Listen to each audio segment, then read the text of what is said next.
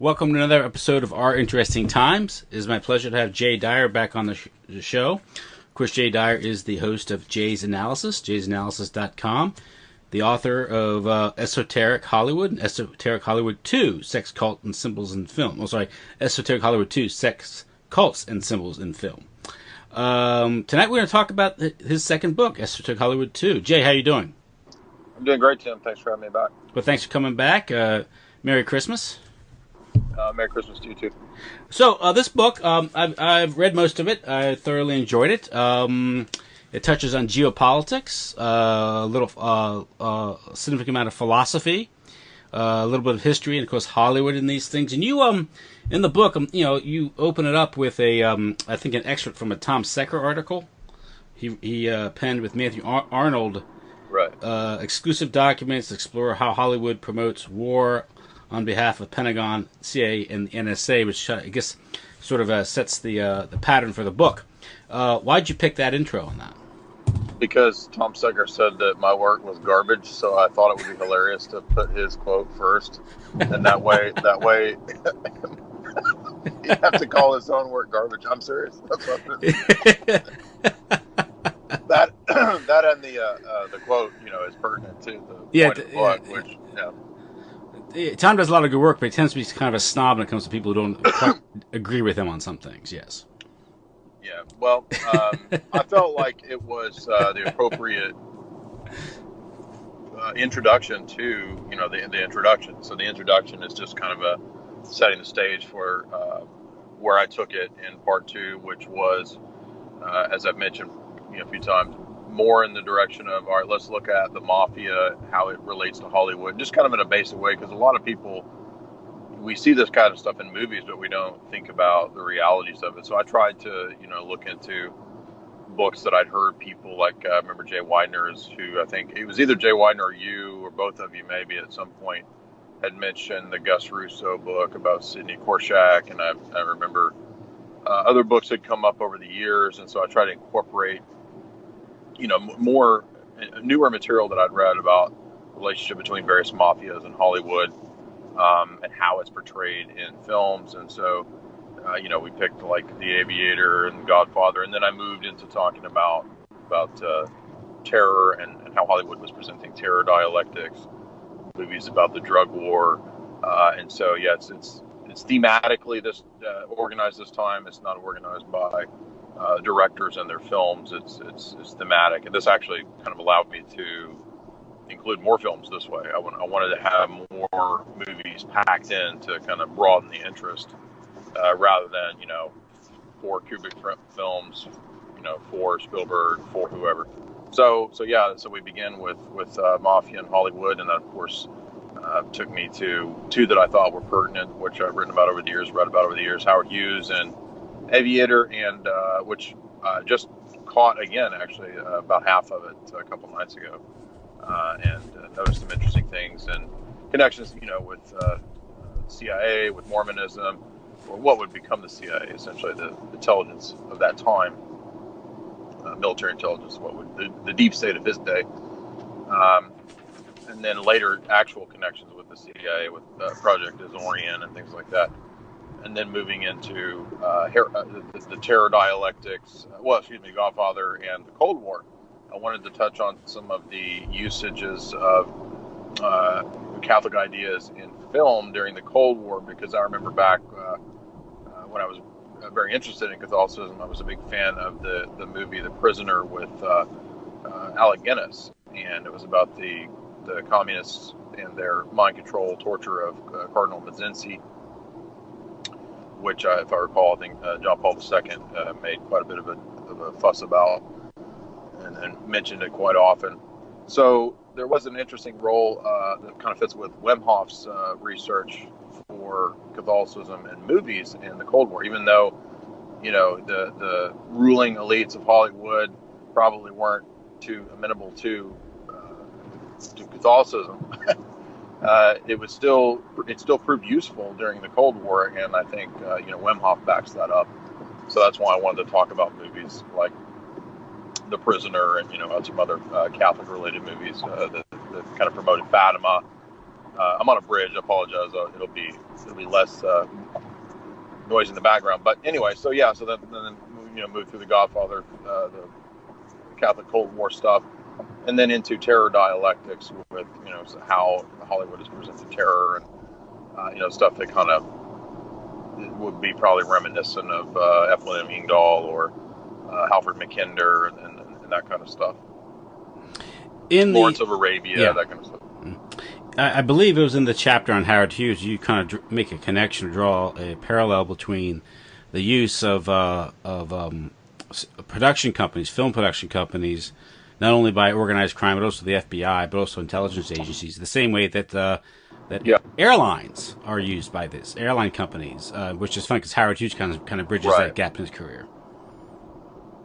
Exactly, yeah, and you see that even in the Scorsese presentation. But I remember I came across some examples of so basically some front studios that had been created by the FBI that actually put out a few independent films, but it had something to do with a bust related to money laundering and drugs, and let's see who else factored in. There was something to do with I forget who. Something to do with like Charlie Chaplin's grandson or something like that. He factored into this somehow. It's just really bizarre twists and tales. But there's plenty of examples of that. And we have other examples of Hollywood studios being used for various means of not just intelligence work, but also black market type stuff. So that it's an interesting kind of front that can be used. And actually, people have been prosecuted for this. So there have been multiple cases where studios were actually fronts for other things. We know about Arnon Milchan, Golan Globus, Canon Films. I think wasn't Milchan originally involved in that. If it wasn't him, that was actually I think that was an Israeli operation initially. I don't know if it still is or if it's still around, but you see examples of this pretty frequently, pretty well known. Yeah, and with Howard Hughes, of course, you have this his connection also with Robert the Bennett Company or the Mormon connection. There's his bodyguards were basically Mormon guys, some have said Mormon Mafia. And also directly connected to CIA, and also men from the law and advertising world. So once again, we come back to the thin line between advertising and propaganda and intelligence work. Yeah, you said in one case this guy named Dool, talking about airlines, how the CIA denied any involvement. But Inspector General report, when they studied, they couldn't exactly tell how many airlines he was operating because he had dozens of leasing operations. But they found out at the end of the day, Dool with Air America, Southern Air Transport, Civil Air Transport, Evergreen, they were running an operation that was as big as TWA. Exactly. Yeah. I think you're referring to the Time magazine piece that I dug up somewhere from 1980. Yeah.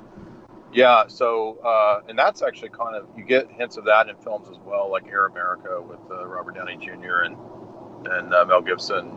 That's essentially the CIA drug trafficking airline. We all saw probably American Made. I think we've talked about that, but yeah, the corporate realm of airlines actually comes out of essentially military and intelligence planning for the same kinds of trade routes and travel routes that probably, I'm not an expert on military airline history, but I assume it probably goes back to similar routes that you've talked about with like the Opium Wars and stuff like that.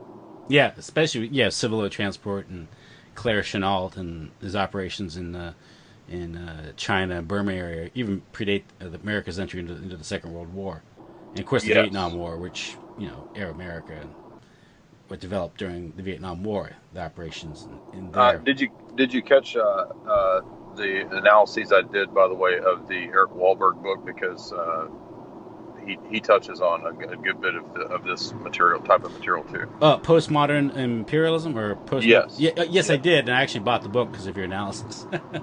Yeah, you'll like that because he's he really goes into pretty much spot on detail into everything leading up to the 20th century. It's pretty spot on. Now, with of course Hollywood here, the importance of Hollywood, CIA's in the Pentagon, the military establishment's, desire to gain control of the arts, and of course, you cite Francis Stoner's book in your book, The Cultural Cold War. But the central, you're right. I think the centralization of the arts and food under a few corporations is merely one aspect of the all-important Pentagon strategy known as full spectrum dominance to culture creation. Right. And would you care to expand on that? Well, yeah, just that it's always important to remind ourselves that just like we saw with the introductory paragraph from Alfred and Secker, that even seemingly innocuous things like cartoons, G.I. Joe, seemingly innocuous things like Cupcake Wars, they're going to have the insertion of military related propaganda, not just for recruitment, not just for psychological warfare, but for all kinds of reasons, because whether it's food or whether it's entertainment, these are aspects of culture. The same goes for fashion. I mean, if we look at things like fashion, we see fashion becoming more and more bizarre, satanic, and degenerate, and that it all goes along with the rest of the agenda. So I think people are really catching on to the fact that there is a reality to the creation of toxic culture. You can manipulate and toxify culture to the point that it debases and desensitizes, brutalizes the theater of cruelty, the population, and it makes them much more manageable. It fits into the wider goals that we've talked about many times relating to depopulation, things like that. But yes, it's essentially one aspect of full spectrum dominance that's crucial is, of course, pop culture and culture control, and that's why you can pick out these figures who aren't necessarily at the top of the pyramid, but they're just key figures like a Howard Hughes or like an Arnon Milchan or like a Ian Fleming or like a I don't know. You probably think of some other ones if you sit down and just sort of list them as Kubrick, working with NASA. You see these figures who are point men for different sides of the pyramid, I guess you could say. They're interacting with both the Hollywood side, the entertainment side, the intelligence side, and even the mafia and the black market side. So it really does all kind of fit together into a single system. So full spectrum dominance requires, and this is nothing new. If the Pentagon starts using that term, they're really just reflecting the ancient ideas of managing masses of people. So it's nothing new to culture creation. You and I have talked about that before. It goes all the way back to ancient Greece, ancient Egypt. Essentially, the religions of those ancient cultures are mainly concerned with population control and culture creation. I don't just mean control in the sense of numbers, but controlling the ideology. It's not accidental that Egypt's philosophy is that Pharaoh's God. Yeah. It all kind of hangs or falls together, and the Hollywood Babylon imagery, that'll never go away because it's such a perfect analog to the ancient pagan Babylon to what Kenneth Anger, who himself is another one of these characters who melds the world of the occult with Hollywood, calls it Babylon. It is Babylon. And if you run a giant postmodern imperium like Babylon or America, you got to control toxic culture. Yeah, I've if you recall, I remember John Adams did a talk on tiki culture and the promotion of tiki culture. I do remember that. Yeah. Yeah, at a time when America was expanding into Asia, and this goes back into the late 30s. But you've had plays like South Pacific, the promotion of tiki culture in the late 40s and 50s. Of course, this setting the cultural landscape, getting people mentally prepared for America's constant involvement or intervention into the Pacific Rim. You know. Yes, Yeah. yes, exactly. Which is largely that theater war was a big part of not just geopolitical control, but drugs. Yeah, The Southeast Asian drug trade, right? What normalizes and legitimizes it, so people who are critical of it are immediately on the defensive because they're arguing against the status quo or the norm, when really it should be the abnormal. It's type of a knee-jerk or constant intervention in the affairs of other nations and these things. But it disestablishes the opportunity arenas, if you will, for constant for markets for arms, drugs, and these things. Right. The same reason why Julia Childs comes on the scene, former OSS agent. Great example. Yeah. With French cooking, because that sort of seals the bond with America culturally with Western Europe, and this is the time when NATO is sort of legitimizing itself. Because as if you remember, NATO was America's involvement in North Atlantic Treaty Organization was supposed to be temporary.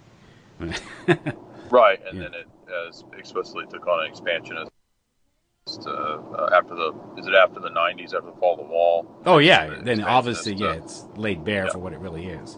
But yeah, CIA is waging a global cultural war because it has to, in order to expand, the Anglo-American empire, liberal world order, it has to change the cultures of countries that would otherwise resist it, the blandishments and the of Western. Right. Society. Yeah, and I remember. I think you can kind of look at the theater in terms of Hollywood as kind of a replacement or the successor to the way the theater probably functioned for Shakespeare, or excuse me, for England. The Shakespearean theater, the Globe Theater, right? Mm-hmm. I mean, that tells you right there. Right? This is supposed to be the propaganda for the Imperium. And if you look at Lionel Curtis's book, Commonwealth of God, that quickly talks about in Anglo-American establishment, that's really the model for the British Empire to pretend to be a democratic commonwealth, which it is not. And as both Quigley and Wahlberg accurately describe it, it's actually a giant banker's usurious empire. Yes. It doesn't really have anything to do with freedom and democracy. That's just cloaks for bankers, but oligarchs. And I think that Hollywood is really just the modern version of the British stage, and that's probably why there's such a close connection between the BBC America, the British stage, British theater, and Hollywood. People, I guess, who are serious actors. They want to be Shakespearean actors. I interviewed a girl a long time ago who was getting a master's in Shakespearean acting, and she was talking about how it did relate to these sort of Rosicrucian esoteric ideas. And again, I think that just suggests the usefulness on the part of the empire for using ideologies as tools to shape mindsets, worldviews, mind war, psy war, worldview warfare, Weltanschauung. Yeah, in the also you have the with the Hollywood also, as you get in your section on terror dialectics, is through Hollywood's imagery, the film, they can create the reality or the what we think is reality, and sort of get the culture either prepare it for or get it used to things like endless war, endless intervention, terrorism, and these things as a threat, and then based on that element of fear, creating an environment of fear, they can create the military-industrial complex, which you say is used to bring about the technocracy. Yeah, absolutely. I think if you look at something like True Lies, I think I discussed that as kind of the first example that I could find of mass, large-scale terror on the part of Arab villains. I know some people say, "Oh, what about Back to the Future?" And Back to the Future doesn't seem to have that as a major aspect of the plot. I mean, yeah, there's Lebanese terrorists, but the major blockbuster that has the Arab terror villains as the central aspect of the plot is True Lies, which is 1994. And again, yes, I mean, there's no doubt that that's like a completely, scripted CIA kind of narrative. I think, by the way, if I recall, Arnold even does he even uses like art dealing as a front. Yes. There's like a front money laundering type thing that goes on with art theft or art dealing or something. Anyway, but just a little funny little side note there. But yeah, True Lies is very absurd. I remember going to see it in the theater when it came out. James Cameron film. Of course, there's James Cameron's a great example of somebody who he's on the board of NASA. So here you have Air Force aegis NASA. NASA was under the aegis of the Air Force, and one of the top directors of all time just happens to be on the board of NASA, and he's in charge of filming all the Mars missions, which is interesting. but yeah, once again, another intersect between high level government work, government agencies, and in Hollywood for a long time. And another interesting aspect about James Cameron is that he's also very interested in promoting veganism. So you find a lot of parallels in these kind of trends that just sort of pop up in all of these people. They all tend to have the same characteristics. And what I wanted to really stress in that chapter, that section on terror dialectics, was that there's actually quite a few films that do present dialectics. And we don't usually think of that in terms of movies, unless you're, I don't know, in a college class and you're talking about, the good guy versus the bad guy, or the villain, the protagonist, antagonist, or whatever. But no, I mean more so in the sense of like controlled dialectics. You have films that present like Iron Man 3, out of nowhere, presenting, Ben Kingsley as this Far Eastern Eurasian Mandarin Bin Laden-esque villain who is also an actor, and he's actually Yes. He's got handlers and he's run by other people, and the terror groups that kidnapped him, well, it turns out that's all staged. Isn't the bad guy some wastrel living in a mansion in Florida or something? Yeah, exactly. Like some mob guy, living in Florida. And then you've got Iron Man, who essentially represents the military-industrial complex, DARPA deep state. That's essentially what Iron Man is he's basically just working on transhumanism all the time. And the Tony Stark character is a weapons manufacturer. He's a contractor, and so and you see this kind of subtly presented throughout the Iron Man series. He is definitely an aspect of the Americana military-industrial complex. Now, I didn't really go into a lot of the Marvel movies in this book. Maybe in the next one or something, but here it's more so. I just talked a little bit about Iron Man and ISIS and how Hollywood's presented terror.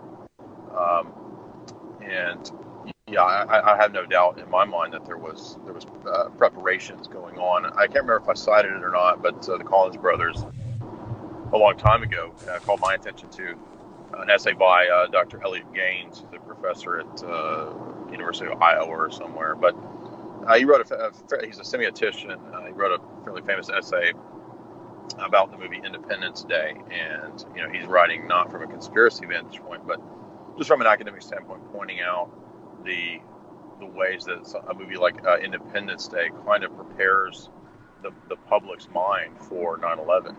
I don't think he goes so far as to suggest that it was, quote, predictive programming, but that's kind of what he's getting at, in an academic way, without sounding like a crazy conspiracy theorist.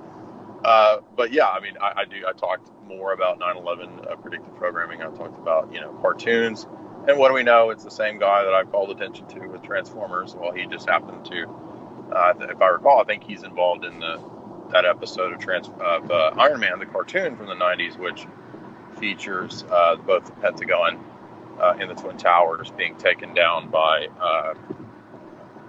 bad guy commandeered, jets or drones. Mm-hmm. So, there's so many examples of this that it's really, really hard to believe that they're all coincidence. I think certainly some of the 9/11 pre-signifying stuff could be a coincidence. I mean, they're obviously prominent landmarks. It's just like the Golden Gate Bridge. That's been, how many stupid CGI disaster movies have destroyed the Golden Gate Bridge? Well, countless. Yes. Right. So, that doesn't necessarily mean that when it's destroyed one day that it was necessarily planned. It could be, but I Yeah, think that how many times has the White House been blown up, right? there you go. Exactly. One of the giveaways is the fact that Condoleezza Rice on 9/11 said we had no idea that there would be any kind of a thing like this, like attacking the Pentagon and the World Trade Towers, when they had just done a drill called Vigilant Guardian. That was that very thing. Yeah, and they had Project Bojinka. They had known about. Yeah. So I think that does link credence. I mean, and when you do study the different means and methods of psychological warfare and propaganda, you just look at Elliot Gaines's essay. I mean, even he, as just an academic, he can recognize that there's something to this notion of pre-signifying and psychological warfare in relationship to preparing people for events, which I don't have any doubt in my mind that it's true. But I think I cite the Gaines. I can't remember exactly if I cite the Gaines paper in there or not, but it gets to the same point. Well, I mean, is the war on terror as fake as the war, the terrorists we see in Hollywood? I don't know. You write the endless eternal war on terror is a contrived strategy of tension that the Atlanticist establishment has used for over 100 years, dating back to the exploits of Harry St. John Philby, T.E. Lawrence carving up the Middle East, and Britain's extra special relationship with Saudi Arabia. Nothing's essentially changed over the last century other than the focal point of the terror attacks, as the Middle East must constantly be broken up, destabilized, and reorganized into micronations, more amenable to Washington's corrupt corporate and ideological expansionist dominion. Recent so-called terror events are merely dots on a long timeline of terror, a scriptive narrative designed to remodel the American landscape as much as the Middle East, according to D.C. think tank machinations. Yeah, and we've had plenty of quotes from high-level neocons. I think one of the reasons Cheney came to prominence in the Wahlberg book was he cites some paper that Cheney wrote about like how we're going to have perpetual war or something like this a long time ago, and then and I guess that's relevant because there's now the Christian Bale Dick Cheney movie is out, but. Yeah, everybody knows about PNAC. We know what that one says. And, how many of the, from Bernard Lewis to Samuel Huntington, this idea of clashing these two civilizations together. I think Wahlberg pretty much nailed it in his book when he talked about how this was really just a cynical ploy. Bush's, who takes serious George Bush's, invocations of the Crusades? I mean, come on. I mean, for one, he's an evangelical. Okay, evangelicals exist to oppose things like traditional Catholic crusades. Okay, so this idea that we can invoke, America as part of this Western Christendom really is absurd, especially given the history of Protestantism being largely a reaction to the idea of Christendom. I mean, it's just so absurd, and this is why Wahlberg calls it cynical. I don't mean to keep going back to Wahlberg. It's just the most recent book that's fresh in my mind. But his book, jives really well with that chapter that I talked about, the neocons and their need for the terror dialectic, and movies like I didn't go into something like V for Vendetta from a vantage point of esoteric thought, which you could do, because he actually talks about kind of like initiating Evie into Satanism in the actual comic book. Of course, Alan Moore is consciously into ceremonial magic, so that's literally how he views the world. Again, there's another connection between Hollywood and the occult in the world of comic books, but all that just to say that the V for Vendetta, I think, essentially it revolves mainly around dialectics, because the V character, he uses Evie. Like, he's not with the English establishment, and he's not initially with Evie, and he basically puts her through a bizarre kind of ritual shaving of her head or something like Britney Spears, and then she becomes this outside of the dialectic, so she thinks, revolutionary, basically. And so he kind of represents terror, but he's not a terrorist in the sense of being outside of the dialectic. So the movie will show you, it's very bizarre, I guess is what I'm trying to say. It's a bizarre film, but the point is that it's a managed dialectic. Mm-hmm. And even a film, for example, the Stephen Fry character. All right, if we think about V for Vendetta, the evil regime, the 1984 regime, is Christian. Yeah. I mean, who actually thinks that there's like a theocracy that's, I mean, if you mean it in a cynical sense of like, George W. Bush's so-called theocracy, well, that doesn't really exist. We're not under any kind of actual theocracy, but they consciously make it this pseudo-Christian theocracy in the film with John Hurt, who's from 1984. He actually now plays whereas he played the Winston character, now he's the O'Brien ruler of this. And so you've got Stephen Fry, who's this, comedic television host, and he is a closeted homosexual because he's oppressed in the film, and so he's part of the revolution, and V and Evie join with him, and so you have this idea of this revolution. But in reality, and this is actually something that Alan Moore puts in, he actually did a comic book on the CIA doing drug trade, believe it or not, a long time ago. He puts the dialectics into all of his comic books and into Watchmen. Watchmen has the same narrative, even more so than V for Vendetta, of the fact that in these systems, the good and the bad guys aren't good or bad. They're just relative to one another, and they're both part of the system. Now, that doesn't mean Alan Moore's a good guy, because he's not. He sees, because he's a Gnostic, he sees good and evil as relative. He sees them as flip sides of the same coin. I'm just making the point that again, Hollywood is self-consciously, in many of these cases, showing us dialectics, is showing us all these principles. It's in a skewed way. And just think about the Wachowskis. I mean, the Wachowskis dialectically changed from being not really, but you know what I mean. Yeah. And that's who did V for Vendetta. But anyway, I didn't mean to go off on a rant. Just pointing out that it shows terror. Yeah. And the Matrix, right? Yeah. By the way, there's terrorists in the Matrix too. In Part 2, the Neo's revolution, and they're actually terrorists. They blow up the power plant. Yeah, and so it's a dialectic, and I think in V for Vendetta, the key is he's an anarchist and violence in these things, anarcho-violence. Oh, exactly. Yeah. Right. Yeah. So he's not with the collective revolutionary, and he's not with the system. He's an anarchist who supposedly thinks he's outside of that system, but actually the irony is, and I included this in the book as well, anarchism is part of the dialectic as well. Yeah, because it's a complete freedom without any definitions or prescriptions or anything about what the good is. Yeah, supposedly. Yeah. Now with the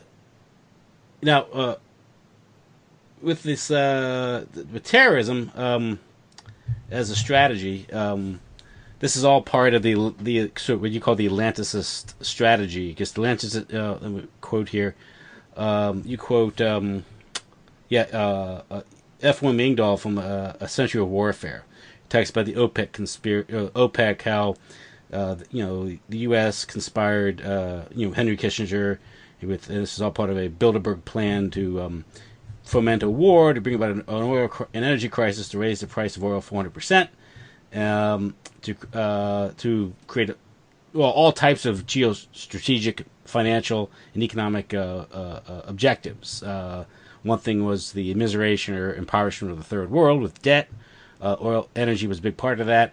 The fake energy crisis to raise the price over 400%. This was going to turn the North Sea oil facility and also the Alaskan pipeline overnight into a profitable venture. At the same time, this creates the economic turmoil of the 70s. And then you go on to write, in other words, war is a racket, as General Smedley Butler famously stated. The new war on terror of our day is not new, but an updated version of the old British strategy of containing Russia. The Atlantis is still charged forward according to the Mackinder-Heartland doctrine. The Western merchant banking sea power must dominate and control the Eurasian heartland to ensure no Eastern rivalry. Through the export of opium, China was subjugated, and through the export of Marxism, both China and Russia experienced havoc of Western-born ideological materialism. It is precisely this same utilitarian Anglo-empiricist pragmatist philosophy that's ultimately turned on its own populace in the parasitical fashion unheard of past empires, promising sensual and economic utopia. The export of Bolshevism to Russia on the part of Atlantic banking power is not unlike the top-down social engineering strategy of the corporate elite applied against the U.S. population itself. The great delusion is the West is free when it is entering an era of incomparably greater enslavement than the Soviet experiment. The only difference is that the foolish Western populace cannot grasp their subjugation at the hands of Marxist corporations. Yes, because Marxist every time we do a talk, you get commenters who will say that I don't listen to the Yuri Bezmenov lecture and then I lie about it. But I'm not faulting you. I'm just saying it's funny because I mean I don't know how many times I can stress that I believe that both capitalism and communism are essentially atheistic systems that are themselves dialectics, and it's not hard. You know the history of the French Revolution. That's very, very clear, I would say. I had a French Revolutionary professor who wasn't even a conspiracy theorist, and he is essentially who sort of laid that idea out to me for the first time I'd ever heard it. Because I always thought, the French Revolutionaries they're all the commies. Well, no, actually, there's a merchant side of them, Girondins. They went on to become the chief influencers of many of the founding fathers of America. Not all of them. Jefferson, ironically, even though Jefferson believes in private property, he wrote letters talking about how much he loved the Jacobins and the Illuminists, and he said, it's nice having some blood every now and then. So yeah, I mean Jefferson, I think was a lunatic, but yeah, I mean it's if you look at Ricardo, if you look at laissez-faire, you look at all those guys, and then you look at their dialectical opposite with the Robespierres, the Dantons, the hardcore Illuminists, the Weishaupts, basically. They adopted the Weishaupt view. There's not a whole lot of difference in terms of the end goal. It's just that the means to getting there is what we differ on. And ironically, we can even still see that reflected in the worldviews of today's globalists. You have the neoconservative Americanist version of globalism on one side, and then you have the more overtly hardcore socialist globalist technocrat on the other side. Maybe big oil on one side, and then you've got maybe like big bank and others on the other side. I mean, it's not hard and fast, but there are these kinds of maybe the tech elite. They represent more of this hardcore socialist model that wants to unite with China, and then you've got the neocons who aren't big fans of China. You've got Brzezinski who has made Israelis mad quite a few times because he's not on board with caring too much about the nation state of Israel. So yeah, but again, those divides amongst the globalists, and actually Wahlberg goes into pretty big detail on that very point. They're really just differences of game plans, and that's kind of what I was trying to get at there, was that we're really in the same end goal, because it's just the playbooks are different. It's like two different teams with the same end goal, a different playbook. And capitalism and communism truly are atheistic dialectics, and that doesn't mean that I don't believe in private property or anything like that, but I just can't see how you can divorce capitalism from the atomistic Newtonian materialism of that time period any more than you can the collectivism of that period. Either way, man's reduced, right? In that it's vision. Essentially the one in the many, and the problem with the one in the many historically in philosophy is a very famous dialectic, actually. So this is not me. This is not me making it up. This is well known philosophy stuff. But the challenge is finding the proper balance. Correct. That's ideally what we would like to have and not have. But it's actually a part of Kabbalism. It's a part of different philosophies. To even Hegel figured this out, and there's some scholarship that argues that Hegelianism might have actually been influenced by Rosicrucianism and Kabbalism, and those philosophies are built on dialectics. So this is not just me. A lot of people will criticize and say, all you ever do is to say, the dialectic. Well, the biggest thinkers of the last few centuries base their entire philosophies, whether it's Hegel or Marx, is based on dialectics, and that's because it goes all the way back to the Greeks. The Greeks were obsessed with dialectics, that's the problem here in my view, is that if you know how to manipulate the one versus the many versus the one, right, the individual versus the collective versus the individual. I mean, think how many people fall into this, right? How many people fall into this idea of, it's the individual that makes society. He builds it up, and he's the one that he goes. And then the other goofuses on the other side say, what a joke! These Ayn Randian fools. It's obviously the collective that makes the world what it is. We all come out of a family. We all come out of a collective. But these are just dialectics. Yeah, and when you're talking about capitalism as being revolutionary, as say something as communism or Marxism, both sort of erode community, family, and these things which the individual needs, that sort of collective identity to function. And both of them serve as sort of an acid to break down those firewalls or bulwarks against these assaults.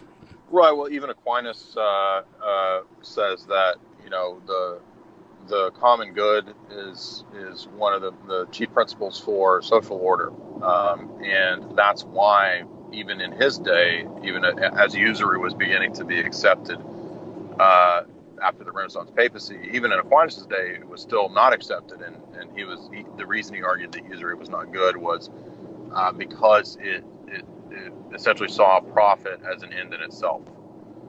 So there's nothing wrong with profit, but the worldview of Christendom prior to the acceptance of usury tended to those kinds of principles, that you shouldn't seek profit to the exclusion of the good of the community. And so the problem with large-scale, big-scale usury is that that's exactly what it does. It creates, obviously, a giant parasitical class.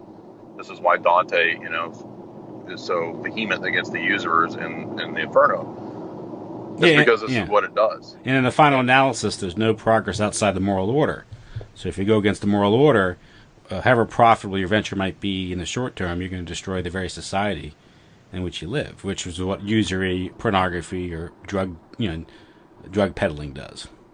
Yeah, if you make the pleasure principle the sort of your starting maxim, that's the kind of things that you end up with, right? So there's nothing wrong with pleasure, but typically, whether Eastern or Western, in the history of Christendom or Christianity, or even back to the Greeks, you didn't put. I mean, if it was somebody like Plato, and even the hedonists of the ancient Greek, you don't put the pleasure principle as like the end goal in itself. Pleasure is fine if it accompanies things and if it's done in a orderly, right way. But if you flip things around and flip them on their head and invert things, then I guess that's the point of what libido dominandi, isn't it? It's the point of that's how you can be enslaved, and you don't even realize that you're enslaved. And there's not a big if you have a giant parasitical class, then it's not a surprise that the rest of society will also reflect the same barrenness. And this is why they always connect usury to barrenness and other vices in history. Yeah. And a good example of that is if to make the so-called free market an idol, without any moral restraints or considerations. And you get a lot of that in some libertarian thought, and even in liberal thought, some of the cultural issues. But an example of a restriction of the market, say we're talking about sex, would be monogamy. It's an imposition on the free market. It says one mate, one female for one male, and it's a restriction on polygamy, which really is the norm throughout the world, and monogamy is the exception in the West, and perhaps explains why the West developed faster than the rest of the world eventually. Creates social stability. But really, if you think about it, if you have a free market in sex, the wealthy man will be able to afford many wives or concubines, and the poor man will have none, or the working stuff won't be able to afford any. And you get that in Chinese or Middle Eastern, even African cultures and these things. Well, isn't the ultimate expression of this that I can buy a plastic penis and some chemicals? Well, I bought my new gender. Yeah. Well, that's what we're seeing. That some of the gender confusion today, is the reduction ad absurdum of the liberal world order about consumer choice, isn't it? Absolutely. Yeah. Consumer choice being. Well, like I said, how does Hollywood factor into all this?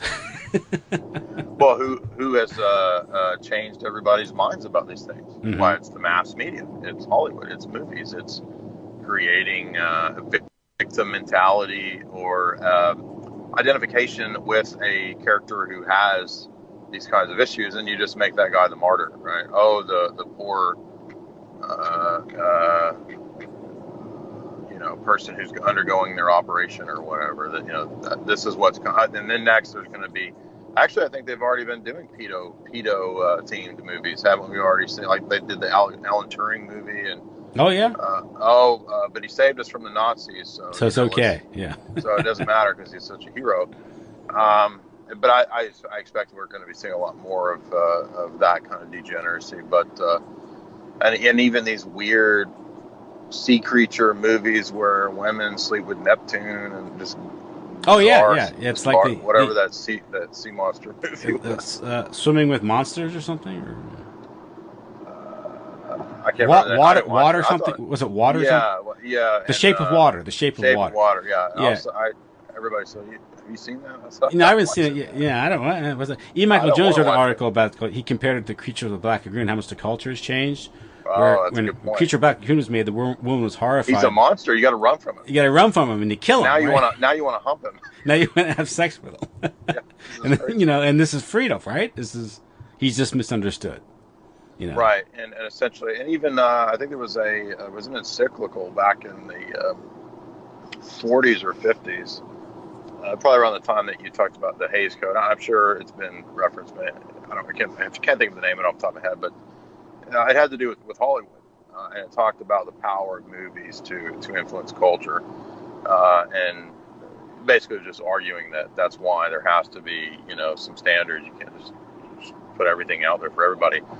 And that's essentially what, anytime I've argued with libertarians, that they eventually kind of end up conceding this point because, it's like the point that was brought up when I argued with Adam Kokesh about this. And, if I erect giant billboards right next to your son's playground and my giant billboards have, like bestiality on them, doesn't something about that seem wrong? I mean, yeah. You know what I mean? So in other words, in that debate, he had to actually say there is no toxic culture because it's all a market. There's no such thing as actual culture creators, which again just betrays the sort of the naivety of this view. And I mean, well, it's like when they started loosening the obscenity laws in the middle of the 20th century under the pretext of the First Amendment and free expression. It was very gradual, but just when they started publishing.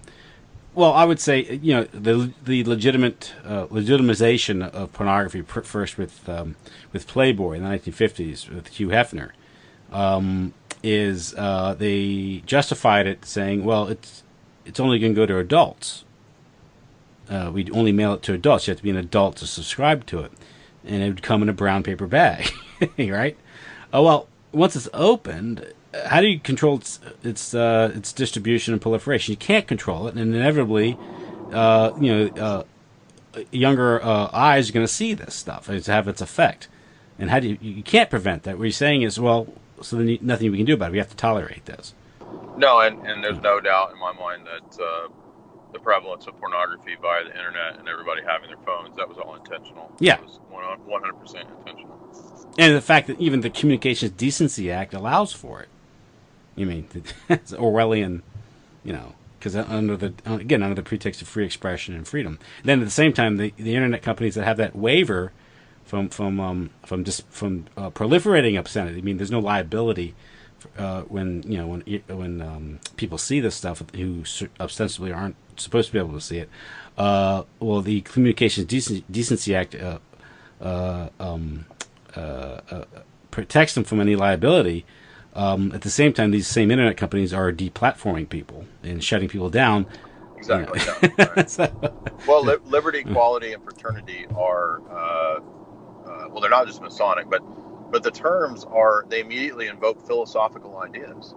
And we live in a modern world where there's no such thing as philosophy. There's no such thing as holistic worldviews. Unless you're part of a religious tradition, there's no such thing as that. There are no philosophies. So really, when you start talking about liberty, when you start talking about freedom, these sort of slogans, without a philosophy, without a worldview, they don't mean anything. They're just tools of manipulation as much as communist slogans are.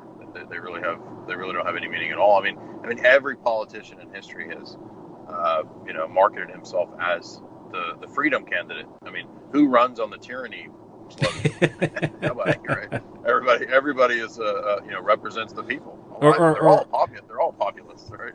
Or it runs on duties and obligations. Right, what are your duties and obligations? No, your freedom. And yeah, I had a recent talk with Sam Dixon, who is a communitarian. What do you call it? Yeah, I heard it. And well, he's given a few talks about everyone talks about how we're losing our freedoms. We're losing our freedoms. He said the exact opposite. We have too many freedoms now. He goes on the interview, goes, "You and I are now free to get married. Isn't that great?" We have tons of freedoms, but whereas 40, 50, 60 years ago, we weren't free to do these things. You weren't free to get a divorce. You weren't free to declare yourself the opposite sex, or free to abort your child in these things. So it's what Mark Haggard and I call weaponized freedom. Yeah. Which is a bizarre concept to somebody who's like a free market libertarian or something. But yeah, there is such a thing as weaponized freedom, because you can be trained to think, raised to think that the maximizing of your freedoms is the greatest possible outcome that you could have. But in fact, if you're already trained to basically be addicted to baser desires or sexuality or something like that, then you don't even realize that's the means of enslavement. So actually, the maximizing of the freedoms really just pertains to things that are damaging to the psychosexual individual, and that's by design 100%. So in a lot of ways, you're not getting freedoms, but in a lot of ways, you are getting freedoms. But those freedoms are really just designed to essentially sterilize you. Yeah. Now, you also, you devote an entire chapter to the Godfather Trilogy. Yes. So, what does the Godfather? I know we've talked about this about 3 years ago, but the Godfather Trilogy. Why is that so significant? Well, simply put, I think there's 2 or 3 main things that come to the fore, which is, one, it's a great window into how the world really works. A lot of people see it that way. Talked to a guy who writes screenplays. He's working on a screenplay that he's trying to pitch that's based around the lives of one of the mobsters, and he's done a lot of mob guy interviews. And I was asking him, I was like, which films do you think are really good? And of course, he listed like Donnie Brasco, and he mentioned Godfather and a documentary on Sam Giancana called Momo, which is really good. But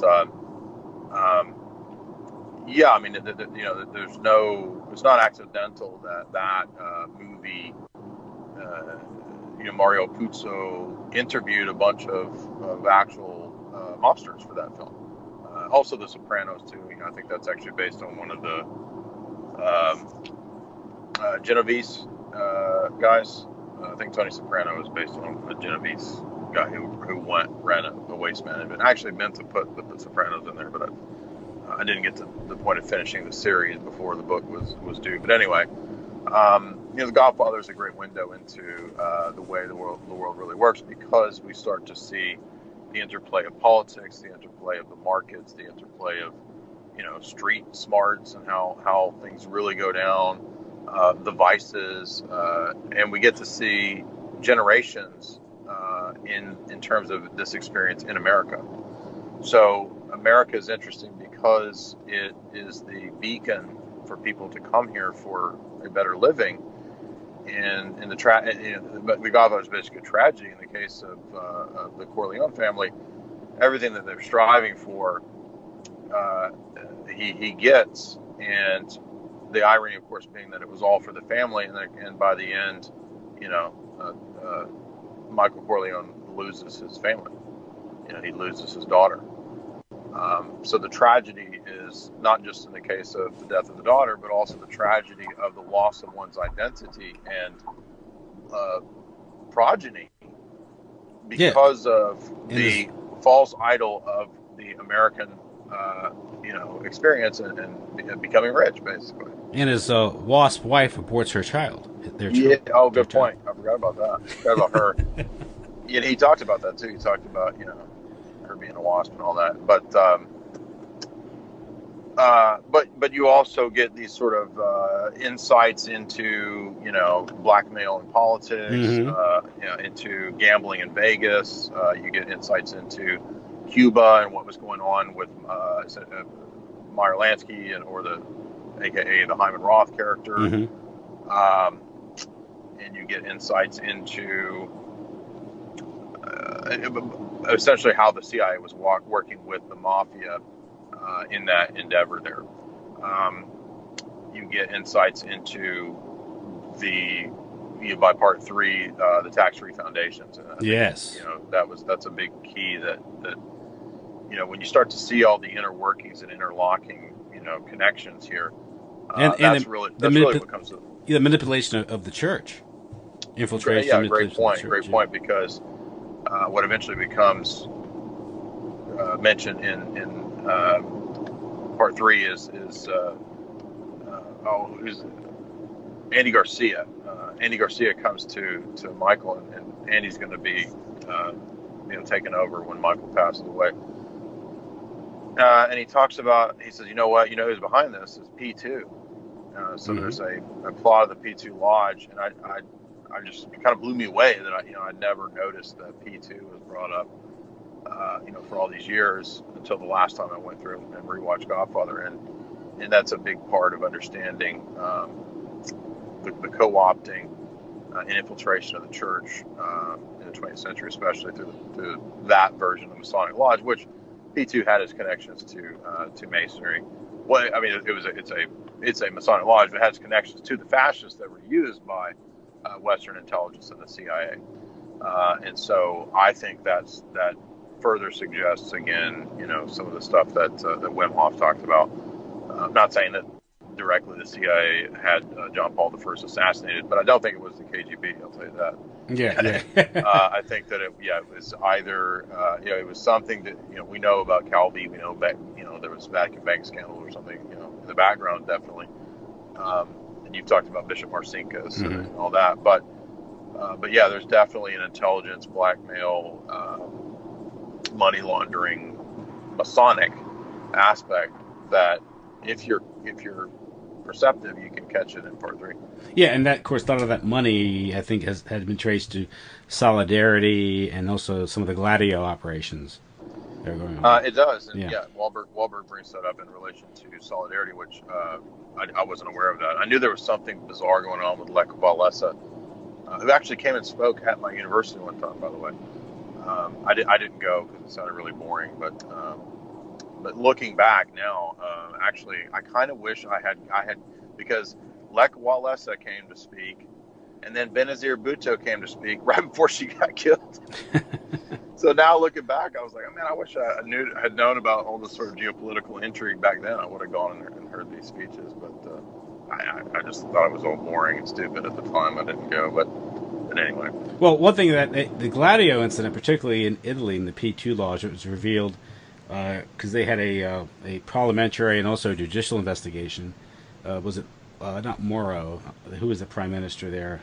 He was caught up in that. Aldo Moro was when he was kidnapped. Aldo Moro, yeah. But I forget the prime minister there. It gives you a kind of a look into how an outfit like P2, being a Masonic lodge, would by having members in the military, in the police, in the parliament, in the judiciary, which sets up a parallel government that could then carry out these things off the books, whether it's terrorism or financial chicanery. Which is essentially the mafia model. Yeah, and so so I think we're supposed to think that whatever. We don't really see in Godfather 3 what's going on with the P2. It's just mentioned as being behind assassinations. Yeah. And I think it does, if I recall, it does hint that John Paul I was assassinated.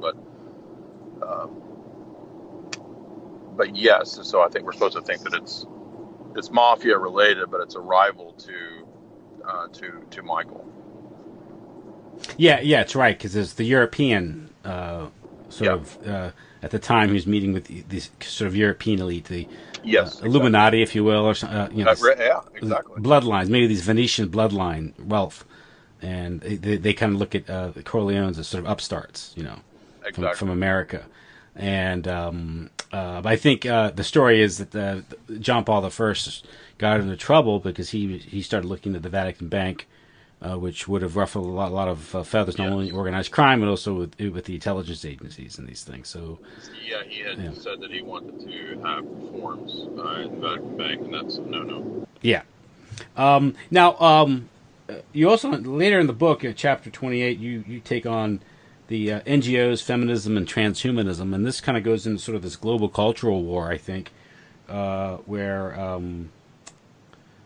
you talk about, through destabilization and transformation, again, they're bringing out this global world order, and they're using revolution, not only political revolutions, but also transformations and ideas of the sexes in some of the, not only in our country, but also in some of these traditional societies like the Ukraine, which has been happening recently.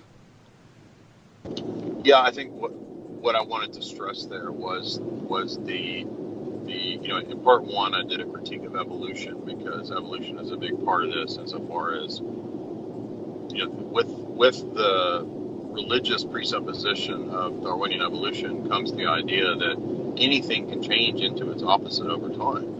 And so the idea of fixity or essences in nature really makes no sense in Darwinism. And ironically, the more I was actually thinking about this today, given the way Jordan Peterson talks about language, and I don't know that I think he's kind of trying to hit at this point. I don't know that he actually gets the philosophy behind it, but I think he's trying to hit at the point of the fact that one thing postmodernism does is that it removes language from being able to convey a philosophical truth about what's actually out there in nature. Right? Ever since Kant, and Hume, we're supposed to believe that's not possible. I mean, you can have words, but you're not really penetrating to what the essence of a thing is. You're not really talking about natures, all that metaphysical gobbledygook that's been tossed away. Now, when you do that, it may take a few centuries, but what you start to realize is that, male and female are not really categories or essences or properties that actually inhere in things out there in the world. They're human-created categories, and guess what? Those are social constructs, just like everything else is a social construct. We're just creating words and breath, and noise coming out of our mouth to symbolize just atoms out there in the world. And guess what? Atoms are always in flux. Therefore, deconstructionism. This is what deconstructionism essentially says: is that the words you're saying don't actually convey truths about things out there in the world that have these properties and these natures. Now, all of the ancient medieval world thought that they did. I mean, unless it was some crazy cult or something, or animism or something. I mean, even animism, I think would say that you're still speaking about real essences out in the world or whatever. But ironically, only this preposterous deconstructionism, and I think for all the crazy stuff Peterson says, that's true. I think he's hitting at a point there, and that's part of.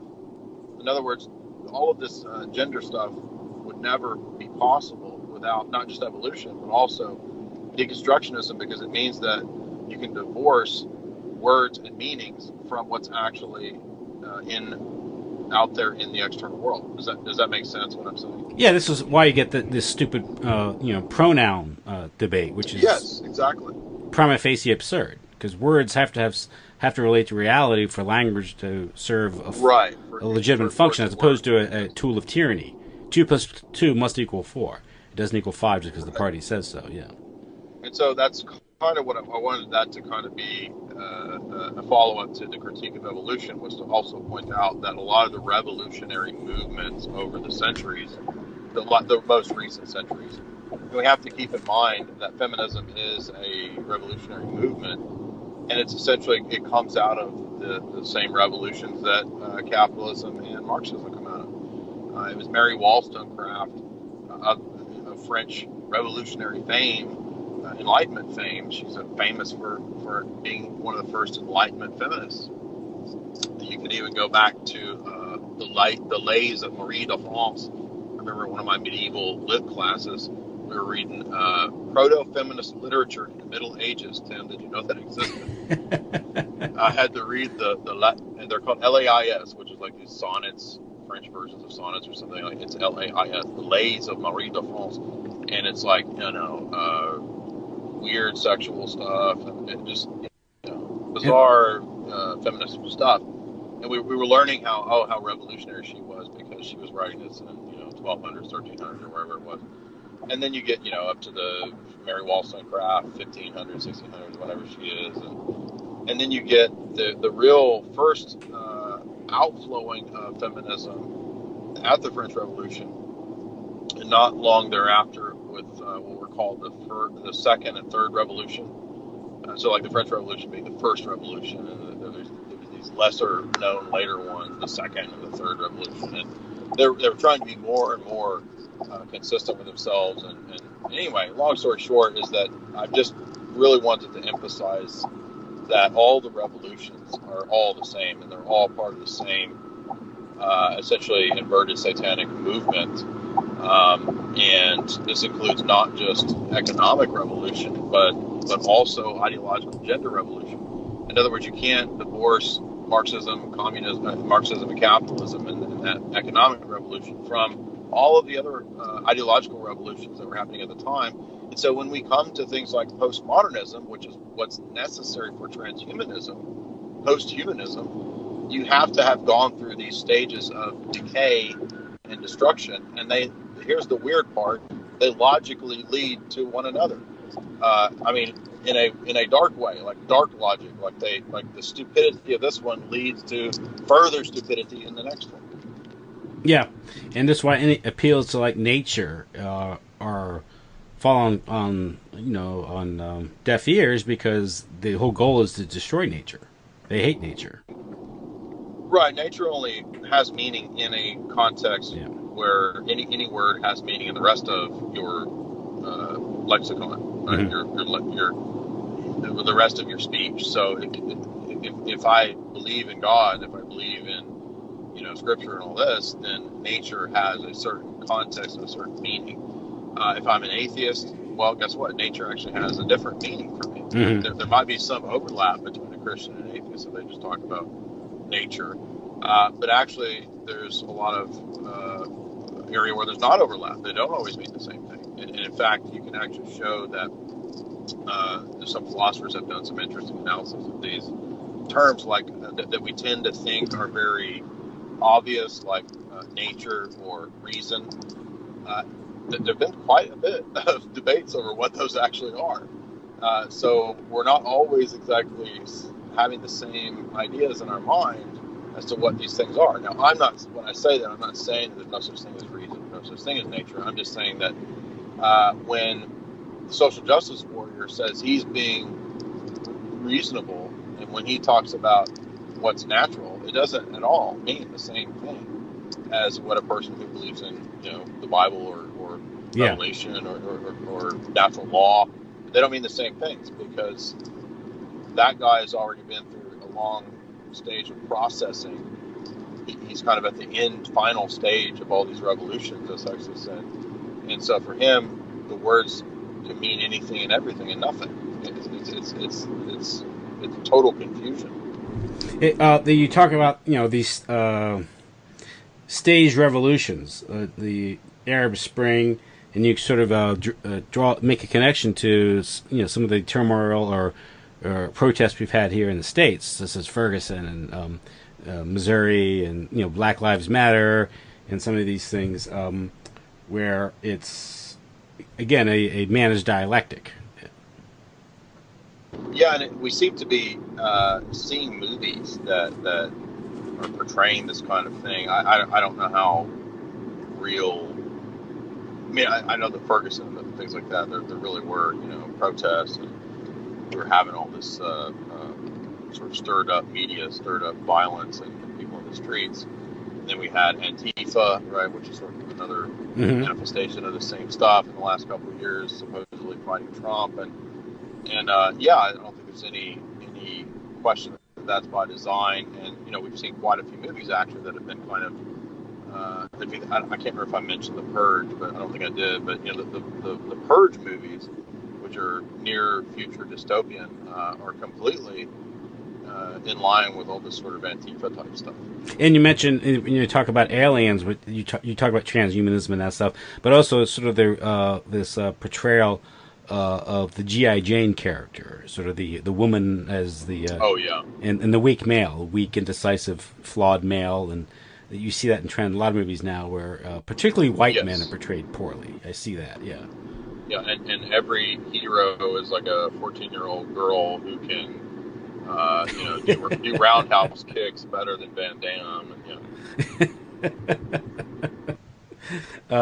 I particularly like your critique of Signs. How it's let me see if I do it justice. How Mel Gibson's character, Father Graham, I think is his name, an Anglican priest, loses his faith because of his wife's gruesome death, a car accident, and the loss of faith, his loss of faith, is maybe a symbolic of a community or a nation's loss of faith, and this creates a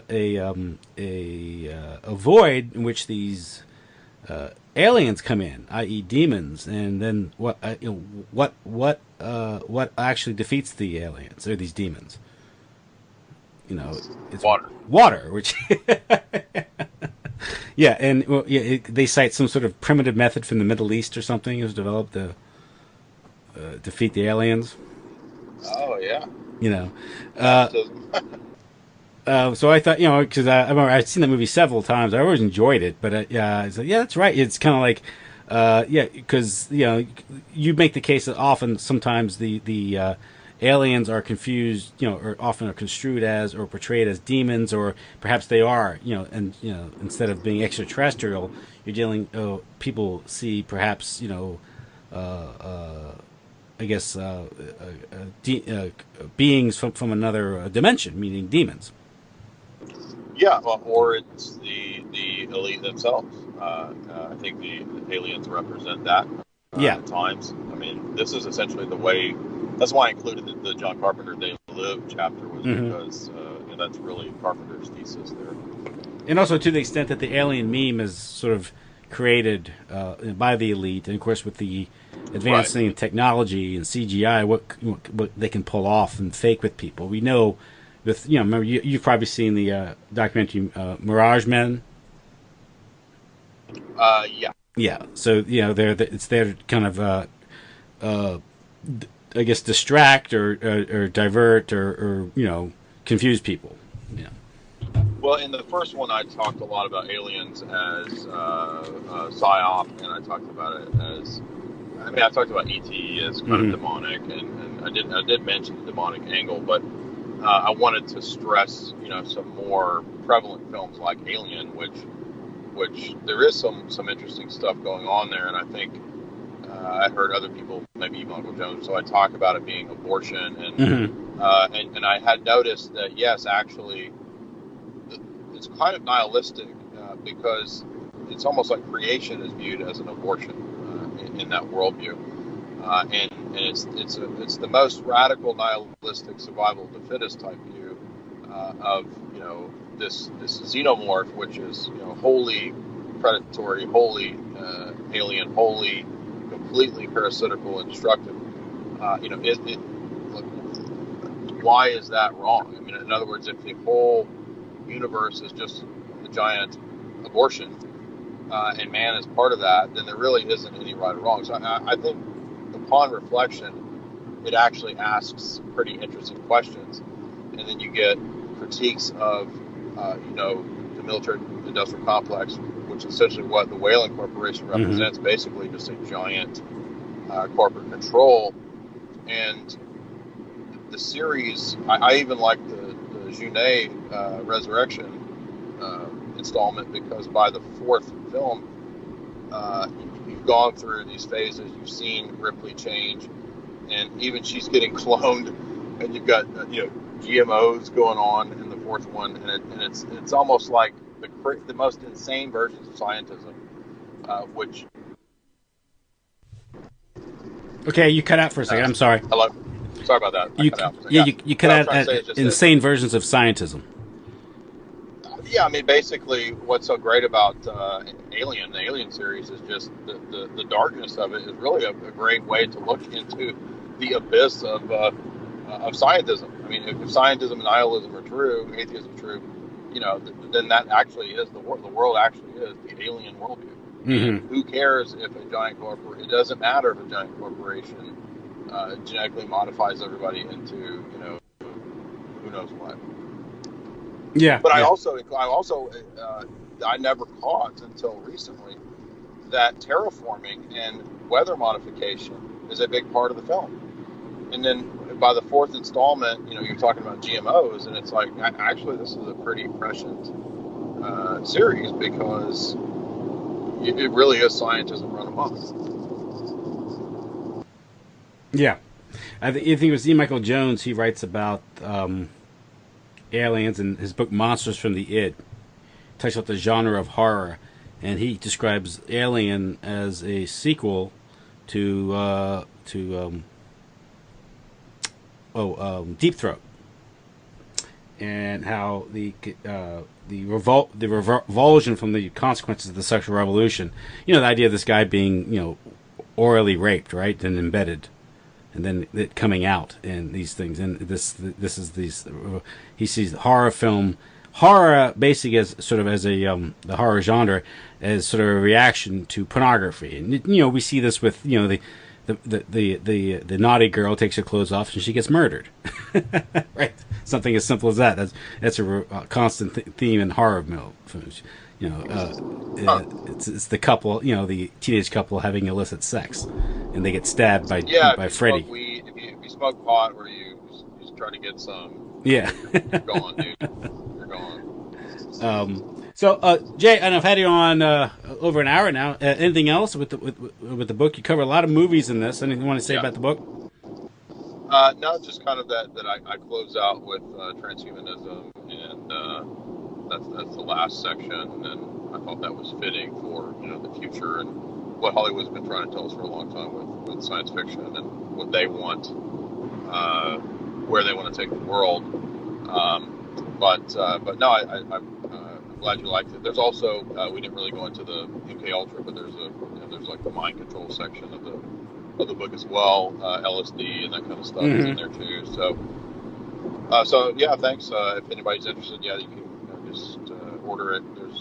I do the signed copies again for part 2 and part 1 at the website. There's a button there, so if you want to get signed copies, you can just get it from me.